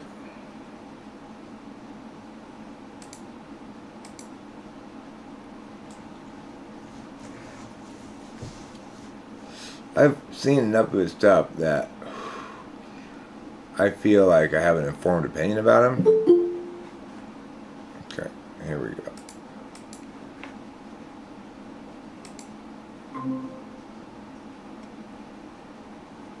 Hello. So, hello. I don't know if you heard me say, but you won't be able to see me in this room because my camera only goes to one place. So if you want to look at me, you have to look at me in the stream. Well, I already know what you look like, mate. I don't need to see you. Okay. Alright, cool. So, let's just cut straight to the chase and do some expert intuition tests and see how you test out. So, can you tell me some possible ways in which you might cause a disruption at a family gathering?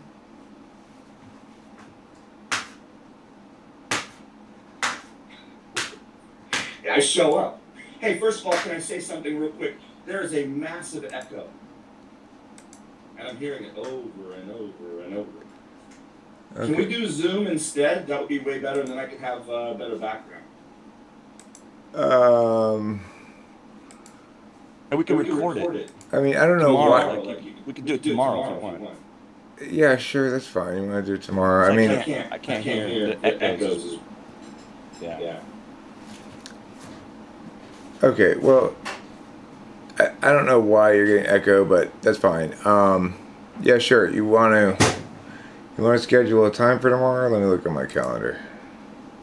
You got it, mate. All right, You got my phone number. tomorrow. Well, no, let's schedule it. Always down. Let's schedule it, okay? So, do you want what time of day do you want tomorrow? What time of day do you think is good for you? I think whatever time you've got the most energy. Whenever you have the most energy is when I want to be on. Okay, well, I mean, it's like I'm starting sleepy week, but I'll probably still have plenty of energy tomorrow morning because I'd say like maybe 10 a.m. my time. I don't know. You're on the West Coast too, so Our time. So our time, yeah. Are you gonna be up at 10 a.m.? Perfect. Yeah. Let's Zoom it, buddy. All right. So shoot me an email. Like 7 a.m. I get maybe 4 hours of sleep a night. Okay. So shoot me a You got it. email with a Zoom link or something. Okay. Yeah. Check your email. I emailed you too. Okay. Cool. All right. So I'll see you then. Hey, love, audience. You guys are awesome. All right. Thanks, and I'll see you tomorrow All morning. right, host Eric and Rachel. Good to see you. Nice seeing you Bye. too. Bye. Okay, so I guess we're doing that tomorrow morning.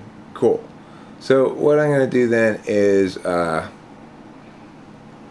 end this stream now.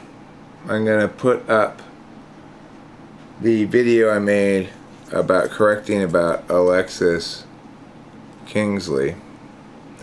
And then eat this food, watch a little whatever, and then go to bed for a few hours before I have to get up to this middle of the night typing this lady from Sweden. So good night, sweethearts. It's time to go. And if you forget to eat cheese, then you just a stupid what? Schmo. This is a family show. You're just a stupid schmo. Goodbye, everybody.